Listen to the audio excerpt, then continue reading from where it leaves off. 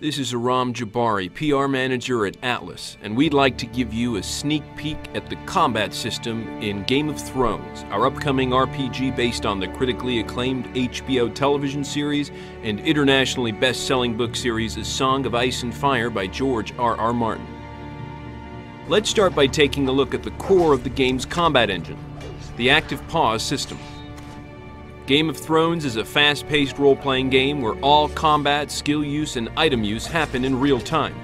When the pulse-pounding action becomes overwhelming, the player can slow down time to better make strategic decisions like giving allies orders or choosing to use some of their character's skills to help turn the tide of the fight. It's important to note that time can never be stopped outright, as it can in many other games. This serves to preserve the tension and urgency one would expect from fights in the Game of Thrones universe. As we mentioned, both of the main player characters, Mors Westford and Alliser Sarwyck, have unique individual classes with inherent distinct skills.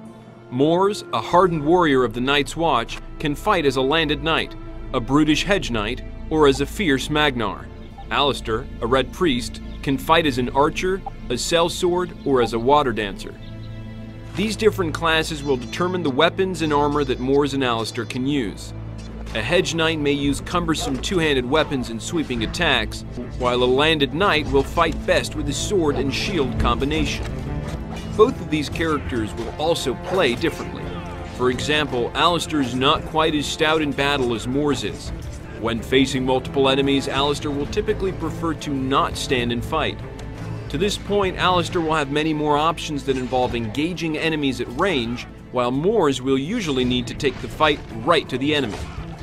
Perhaps you want to play as a water-dancing archer or an effective heavy-armored Magnar? The game's multi-class customization options make these character builds possible. You also have the ability to eschew the multi-class path in favor of becoming a specialist in one class and gaining the upper-tier skills for that particular class. This is just a fraction of the strategic aspects that you'll be able to explore in Game of Thrones. On behalf of everyone here at Atlas, I'd like to thank you for watching, and we hope you're looking forward to playing Game of Thrones when it comes out on May 15th, 2012 for PlayStation 3, Xbox 360, and PC.